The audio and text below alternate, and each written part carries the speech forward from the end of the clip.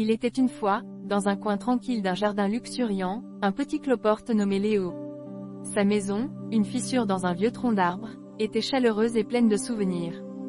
Mais un jour, alors qu'il explorait les alentours, Léo aperçut au loin la lisière d'une forêt dense, baignée par une lumière dorée.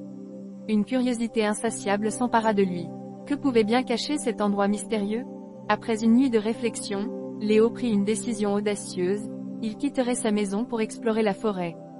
Avec un léger tremblement d'excitation, il emprunta le chemin qui le menait vers l'inconnu. Les feuilles craquaient sous ses pattes, et chaque pas le rapprochait d'une aventure qu'il n'aurait jamais imaginée. À mesure qu'il pénétrait dans la forêt, Léo découvrit un monde vibrant de couleurs et de sons. Des lucioles dansaient autour de lui, illuminant son chemin, tandis que le chant des oiseaux résonnait dans les arbres. Mais alors qu'il s'enfonçait plus profondément, il entendit un bruit étrange, un murmure qui semblait l'appeler. Suivant ce son mystérieux, Léo arriva devant une clairière où se tenait un immense champignon scintillant. Émerveillé, il s'approcha et découvrit qu'il s'agissait d'une porte miniature, ornée de motifs délicats. Intrigué, il poussa la porte et entra. À l'intérieur, il trouva un monde féerique peuplé de créatures magiques, des fées aux ailes translucides, des souris savantes et même un sage hibou qui racontait des histoires anciennes. Tous semblaient attendus Léo, comme s'ils savaient qu'il viendrait. « Bienvenue, petit cloporte !» s'exclama le hibou. « Tu es ici pour une raison. La forêt a besoin de toi. » Léo, surpris, demanda ce qu'il pouvait bien faire. Le hibou lui expliqua qu'un mal mystérieux menaçait l'équilibre de la forêt. Les arbres dépérissaient et les rivières s'asséchaient. Seul un cœur pur, comme celui d'un cloporte, pouvait réveiller la magie endormie de cet endroit. Avec courage, Léo accepta la mission.